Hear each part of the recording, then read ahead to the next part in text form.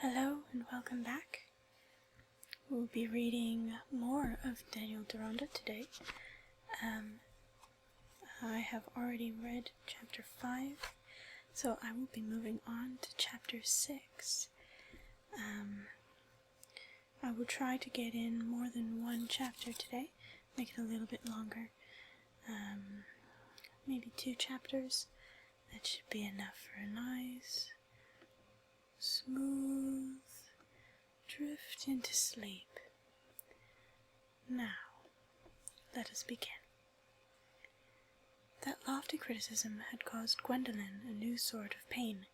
She would not have chosen to confess how unfortunate she thought herself in not having had Miss Arrowpoint's musical advantages, so as to be able to question her klezmer's taste with the confidence of thorough knowledge. Still less to admit, even to herself, that Miss Arrowpoint, each time they met, raised an unwonted feeling of jealousy in her, not in the least because she was an heiress, but because it was really provoking that a girl whose appearance you could not characterize except by saying that her figure was slight and of middle stature, her features small, her eyes tolerable, and her complexion sallow, had nevertheless a certain mental superiority which could not be explained away, an exasperating thoroughness in her musical accomplishment, a fastidious discrimination in her general tastes, which made it impossible to force her admiration, and kept you in awe of her standard. This insignificant-looking young lady of 24, whom anyone's eyes would have passed over negligently if she had not been Miss Arrowpoint, might be suspected of a secret opinion that Miss Harleth's acquirements were rather of a common order, and such an opinion was not made agreeable to think of by being always veiled under a perfect kindness of manner. But Gwendolen did not like to dwell on facts that threw an unfavourable light on herself. The musical magus who had so suddenly widened her horizon was not always on the scene, and his being constantly backwards and forwards between London and Quetcham soon began to be thought of as offering opportunities for converting him to a more admiring state of mind. Meanwhile, in the manifest pleasure her singing gave at Brackenshaw Castle, the Firs, and elsewhere, she recovered her equanimity, being disposed to think approval more trustworthy than objection, and not being one of the exceptional persons who have a parching thirst for a perfection undemanded by their neighbours. Perhaps it would have been rash to say then that she was at all exceptional inwardly, or that the unusual in her was more than her rare grace of movement and bearing, and a certain daring which gave piquancy to a very common egoistic ambition, such as exists under many clumsy exteriors, and is taken no notice of. For I suppose that the set of the head does not really determine the hunger of the inner self for supremacy.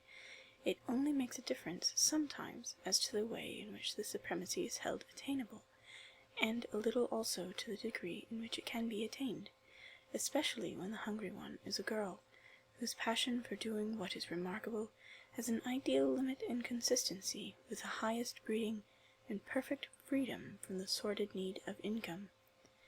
Gwendolen was as inwardly rebellious against the restraints of family conditions, and as ready to look through obligations into her own fundamental want of feeling for them, as if she had been sustained by the boldest speculations. But she really had no such speculations, and would at once have marked herself off from any sort of theoretical or practically reforming women by satirizing them. She rejoiced to feel herself exceptional, but her horizon was that of the genteel romance, where the heroine's soul, poured out in her journal, is full of vague power, originality, and general rebellion, while her life moves strictly in the sphere of fashion, and if she wanders into a swamp, the pathos lies partly, so to speak, in her having on satin shoes. Here is a restraint which nature and society have provided on the pursuit of striking adventure, so that a soul burning with a sense of what the universe is not, and ready to take all existence as fuel, is nevertheless held captive by the ordinary wirework of social forms, and does nothing particular. This commonplace result was what Gwendolen found herself threatened with, even in the novelty of the first winter at Offendene. What she was clear upon was, that she did not wish to lead the same sort of life as ordinary young ladies did. But what she was not clear upon was, how she should set about leading any other, and what were the particular acts which she would assert her freedom by doing. Offendene remained a good background, if anything would happen there. But on the whole, the neighbourhood was in fault. Beyond the fact of her beauty on a first presentation, there was not much excitement to be got out of her earliest invitations, and she came home after little sallies of satire and knowingness, such as had offended Mrs. Airpoint, to fill the intervening days with the most girlish devices. The strongest assertion she was able to make of her individual claims was to leave out Alice's lessons, on the principle that Alice was more likely to excel in ignorance, and to employ her with Miss Mary, and the maid who was understood to wait on all the ladies, in helping to arrange various dramatic costumes which Gwendolen pleased herself with having in readiness for some future occasions of acting in charades or theatrical pieces, occasions which she meant to bring about by force of will or contrivance. She had never acted, only made a figure in a tableau vivant at school, but she felt assured that she could act well, and having been once or twice to the Théâtre Français, and also heard her mamma speak of the Rachel, her waking dreams and cogitations as to how she would manage her destiny sometimes turned on the question whether she should become an actress like Rachel, since she was more beautiful than that thin Jewess. Meanwhile the wet days before Christmas were passed pleasantly, and the preparation of costumes, Greek, Oriental, and Composite, in which Gwendolen attitudinized and speechified before a domestic audience, including even the housekeeper, who was once pressed into it that she might swell the notes of applause, but having shown herself unworthy by observing that Miss Harleth looked far more like a queen in her own dress than in that baggy thing with her arms all bare, she was not invited a second time. "Do I look as well as Rachel, mamma?" said Gwendolen, one day when she had been showing herself in her Greek dress to Anna, and going through the straps of scenes with such much tragic intention. "You have better arms than Rachel," said Mrs. Davilow. "Your arms would do for anything, Gwen, but your voice is not so tragic as hers. It is not so deep." "I can make it deeper if I like," said Gwendolen, provisionally. Then she added with decision, "I think a higher voice is more tragic. It is more feminine, and the more feminine a woman is, the more tragic it seems when she does desperate actions." "There may be something in that," said Mrs. Davilow languidly, "but I don't know what good there is in making one's blood creep, and if there is anything horrible to be done, I should like it to be left to the men."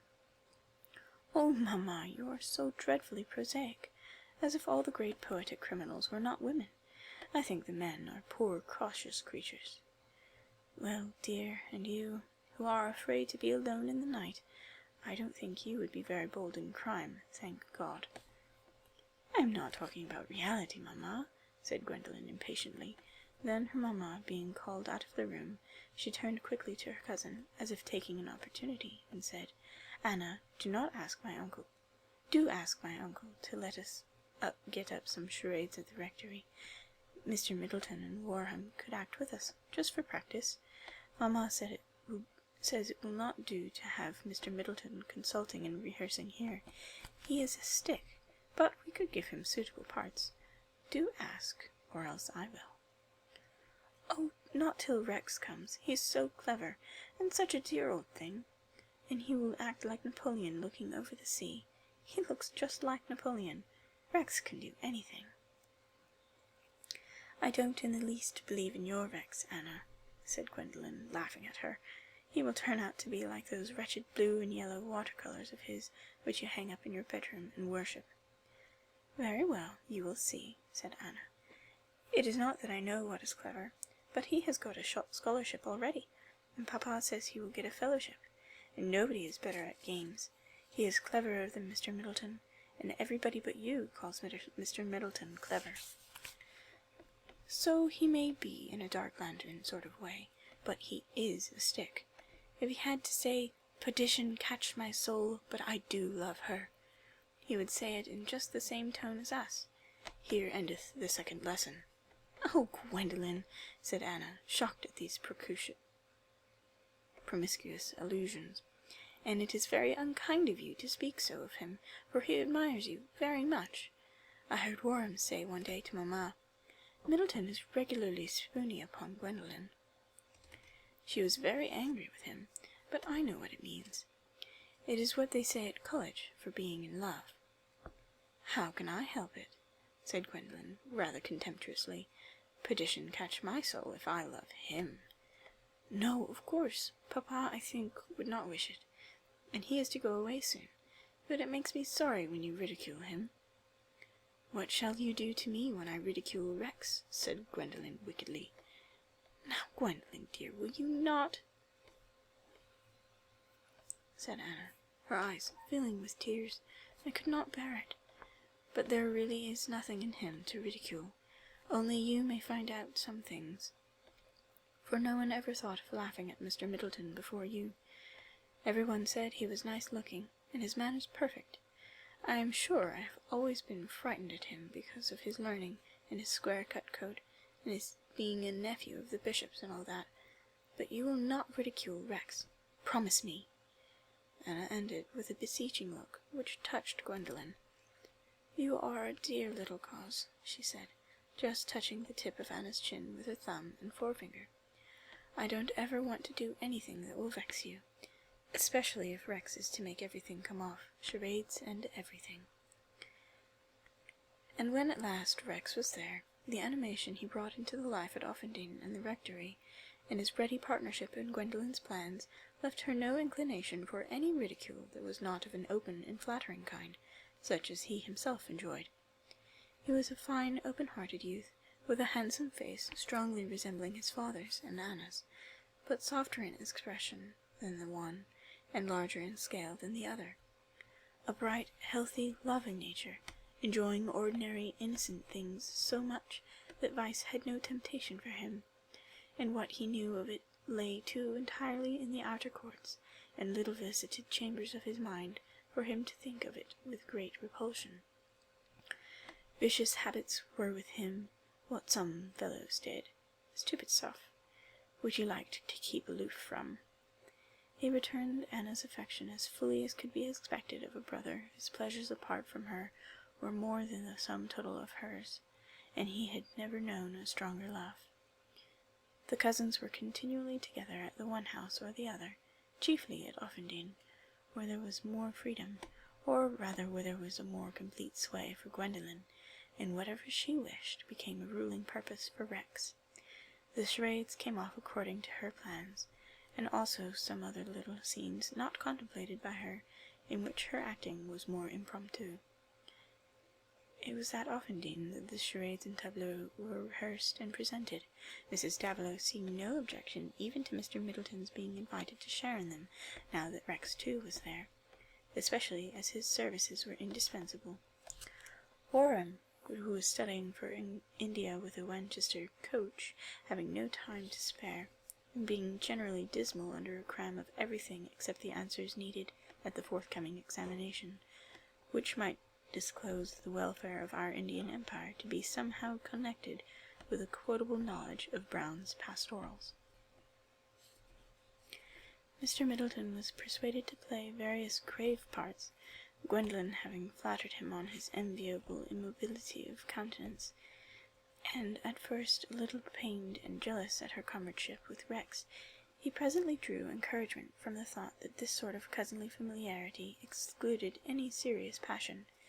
Indeed, he occasionally felt that her more formal treatment of itself was such a sign of favour as to warrant his making advances before he left Pennicott, though he had intended to keep his feelings in reserve until his position should be more assured. Miss Gwendolen, quite aware that she was adored by this unexceptionable young clergyman, with pale whiskers and square-cut collar, felt nothing more on the subject than that she had no subjection to be adored.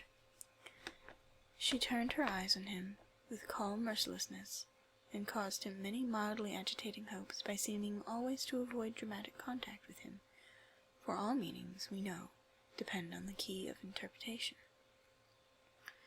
Some persons might have thought beforehand that a young man of Anglican leanings, having a sense of sacredness, much exercised on small things as well as great, rarely laughing save from politeness, and in general regarding the mention of spades by their naked names as rather coarse, would not have seen a fitting bride for himself in a girl who was daring in ridicule, and showed none of the special grace required in the clergyman's wife, or that a young man informed by theological reading would have reflected that he was not likely to meet the taste of a lively, restless young lady like Miss Harleth. But are we always obliged to explain why the facts are not what some persons thought beforehand? The apology lies on their side, who had that erroneous way of thinking. As for Rex, who would possibly have been sorry for poor Middleton, if he had been aware of the excellent curate's inward conflict, he was too completely absorbed in a first passion to have observation for any person or thing. He did not observe Gwendolen. He only felt what she said or did, and the back of his head seemed to be a good organ of information as to whether she was in the room or out. Before the end of the first fortnight, he was so deeply in love that it was impossible for him to think of his life except as bound up with Gwendolen's. He could see no obstacles, poor boy. His own love seemed a guarantee of hers, since it was the one with the unperturbed delight in her image, so that he could no more dream of her giving him pain than an Egyptian could dream of snow. She sang and played to him whenever he liked, and was always glad of his companionship in riding, though his borrowed steeds were often comic, was ready to join in any fun of his, and showed a right appreciation of Anna. No mark of sympathy seemed absent, that because Gwendolen was the most perfect creature in the world, she was to make a grand match, had not occurred to him. He had no conceit, at least no more than goes to make up the necessary gum and consistence of a substantial personality. It was only that in the young bliss of loving he took Gwendolen's perfection as part of that good which had seemed one with life to him, being the outcome of a happy, well-embodied nature. One incident which happened in the course of their dramatic attempts impressed Rex as a sign of her unusual sensibility. It showed an aspect of her nature which could not have been preconceived by anyone who, like him, had only seen her habitual fearlessness in active exercises and her high spirits in society. After a good deal of rehearsing, it was resolved that a select party should be invited to Offendene to witness the performance, which went with so much satisfaction to the actors. Anna had caused a pleasant surprise. Nothing could be neater than the way in which she played her little parts. One would even have suspected her of hiding much sly observation under her simplicity, and Mr. Middleton answered very well by not trying to be comic. The main source of doubt and retardation had been Gwendolen's desire to appear in her Greek dress. No word for a charade would occur to her, either waking or dreaming, that suited her purpose of getting a statuesque pose in this favourite costume. To choose a motive from Racine was of no use, since Rex and the others could not declaim French verse, and improvised speeches would turn the scene into burlesque. Besides, Mr. Garcoin prohibited the acting of scenes from plays. He usually protested against the notion that an amusement which was fitting for everyone else was unfitting for a clergyman, but he would not in this matter overstep the line of decorum as drawn in that part of Wessex, which did not exclude his sanction of the young people's acting charades in his sister-in-law's house, a very different affair from private theatricals in the full sense of the word. Everybody, of course, was concerned to satisfy this wish of Gwendolen's, and Rex proposed that they should wind up with a tableau in which the effect of Her Majesty would not be marred by anyone's speech. This pleased her thoroughly, and the only question was the choice of the tableau. "Something pleasant, children, I beseech you," said Mrs. Davilow. "I can't have any Greek wickedness." "It is no worse than Christian wickedness, mamma," said Gwendolen, whose mention of Rachelesque heroines had called forth that remark. "And less scandalous," said Rex. "Besides, one thinks of it as all gone by and done with. What do you say to Brisé being led away? I would be Achilles, and you would be looking round at me, after the print we have at the rectory." "That would be a good attitude for me," said Gwendolen, in a tone of acceptance. But afterwards she said with decision, "No, it will not do. There must be 3 men in proper costume, else it will be ridiculous." "I have it," said Rex, after a little reflection. "Hermione is the statue in the Winter's Tale. I will be Leontes, and Miss Mary Paulina one on each side. Our dress won't signify," he went on laughingly, "but it will be more Shakespearean and romantic if Leontes looks like Napoleon, and Paulina like a modern spinster." And Hermione was chosen, all agreeing that age was of no consequence, but Gwendolen urged that instead of the mere tableau, there should be just enough acting of the scene to introduce the striking up of the music as a signal for her to step down and advance, when Leontes, instead of embracing her, was to kneel and kiss the hem of her garment, and so the curtain was to fall. The antechamber with folding doors lent itself admirably to the purposes of a stage, and the whole of the establishment, with the addition of Jared the village carpenter, was absorbed in the preparations for an entertainment which, considering that it was an imitation of acting, was likely to be successful, since we know from ancient fable that an imitation may have more chance of success than the original. Gwendolen was not without a special exultation in the prospect of this occasion, for she knew that Herr Klesmer was again at Quetcham, and she had taken care to include him among the invited. Klesmer came. He was in one of his placid, silent moods, and sat in serene contemplation, replying to all appeals in benignant-sounding syllables, more or less articulate, as taking up his cross meekly in a world overgrown with amateurs, or as careful how he moved his lion paws, lest he should crush a rampant and vociferous mouse. Indeed, everything went off smoothly and according to expectation, all that was improvised and accidental being of a probable sort, until the incident occurred which showed Gwendolen in an unforeseen phase of emotion. How it came about was at first a mystery. The tableau of Hermione was doubly striking from its dissimilarity with what had gone before. It was answering perfectly, and a murmur of applause had been gradually suppressed, while Leontes gave his permission that Paulina should exercise her utmost art and make the statue move. Hermione, her arm resting on a pillar, was elevated by about 6 inches, which she counted on as a means of showing her pretty foot and instep, when, at the given signal, she should advance and descend. "Music, awake her! Strike!" said Paulina, Mrs. Davilow, who by special entreaty had consented to take the part in a white burnous and hood. Herr Klesmer, who had been good-natured enough to seat himself at the piano, struck a thunderous chord, but in the same instant, and before Hermione had put forth her foot, the movable panel, which was on a line with the piano, flew open on the right opposite to the stage, and disclosed the picture of the dead face and the fleeting figure, brought out in pale definiteness by the position of the wax lights. Everyone was startled, but all eyes in the act of turning towards the open panel were recalled by a piercing cry from Gwendolen, who stood without change of attitude, but with a change of expression that was terrifying in its terror. She looked like a statue into which a soul of fear had entered. Her pallid lips were parted, her eyes, usually narrowed under their long lashes, were dilated and fixed.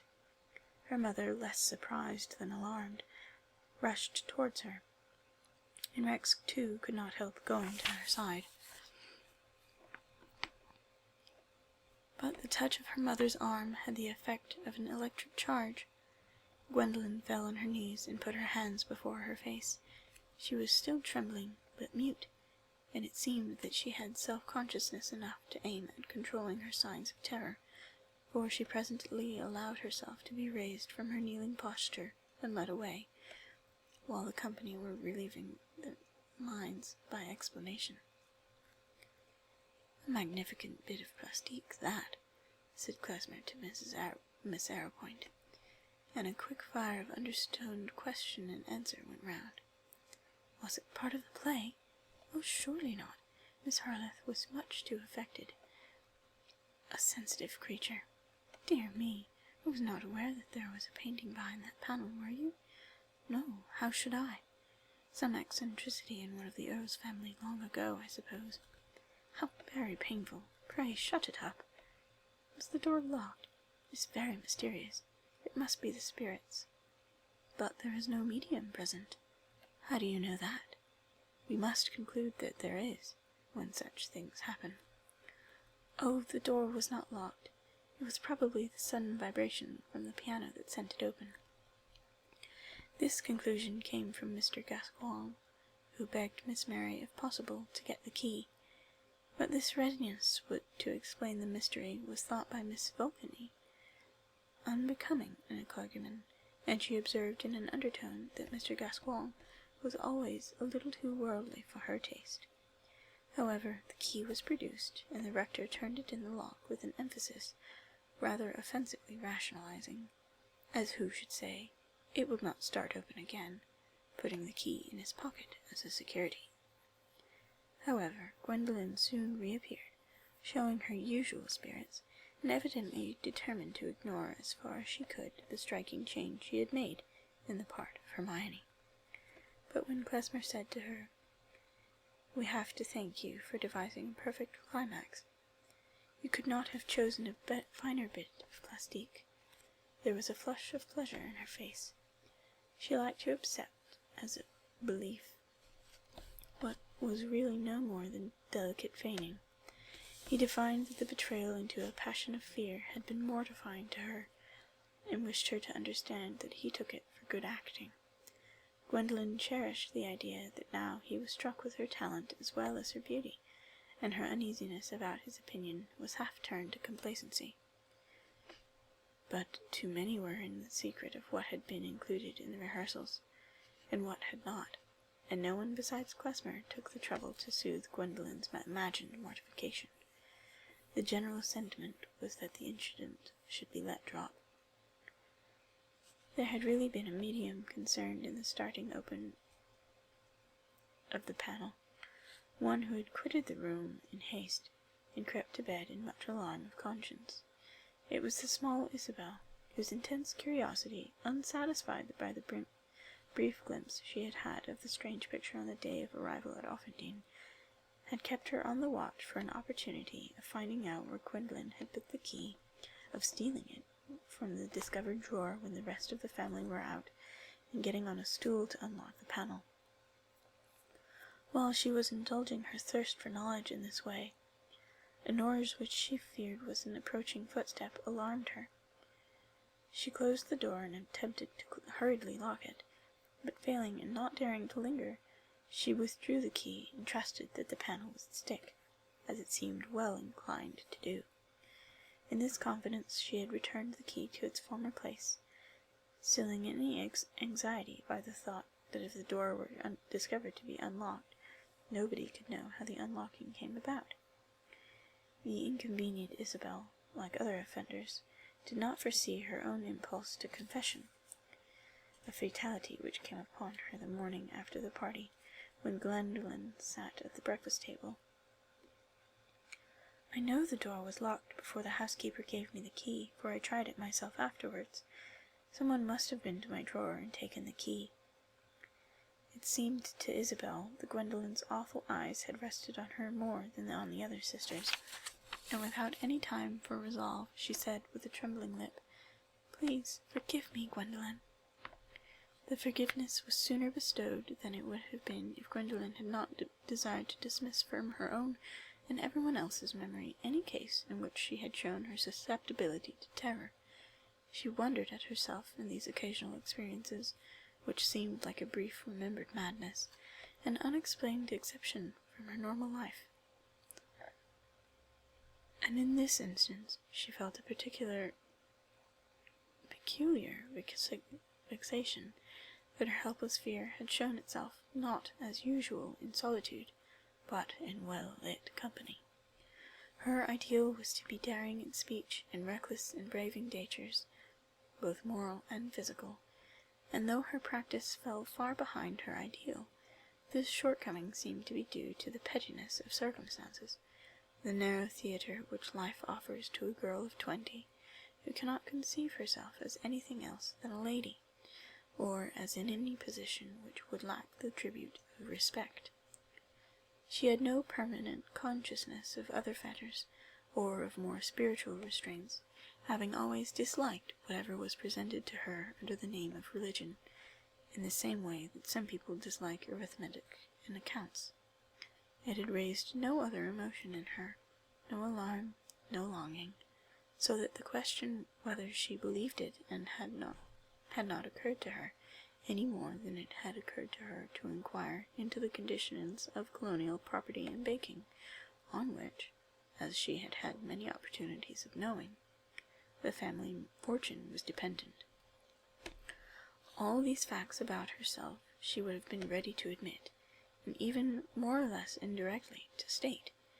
What she unwillingly recognized, and would have been glad for others to be unaware of, was that liability of hers to fits of spiritual dread, though this fountain of all within her had not found its way into connection with the religion taught her, or with any human relations.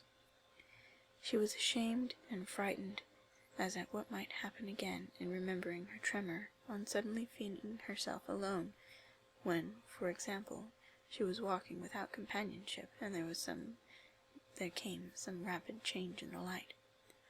Solitude in any wide scene impressed her with an undefined feeling of immeasurable existence aloof from her, in the midst of which she was helplessly incapable of asserting herself.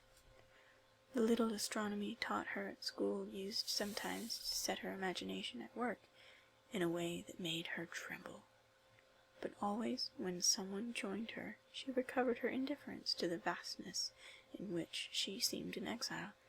She found again her usual world in which her will was of some avail, and the religious nomenclature belonging to this world was no more identified for her with those uneasy impressions of awe than her uncle's surplices seen out of use at the rectory. With human ears and eyes about her, she had always hitherto recovered her confidence, and felt the possibility of winning empire. To her mamma and others, her fits of timidity or terror were sufficiently accounted for by her sensitiveness, or the excitability of her nature, but these explanatory phrases required conciliation with much that seemed to be blank indifference or rare self-mastery. Heat is a great agent and a useful word, but considered as a means of explaining the universe, it requires an extensive knowledge of differences, and as a means of explaining character sensitiveness is in much the same predicament. But who, loving a creature like Gwendolen, would not be inclined to regard every peculiarity in her as a mask or a mark of preeminence? That was what Rex did. After the Hermione scene, he was more persuaded than ever that she must be instinct with all feeling, and not only readier to respond to a worshipful love, but able to love better than other girls. Rex felt the summer on his young wings, and soared happily.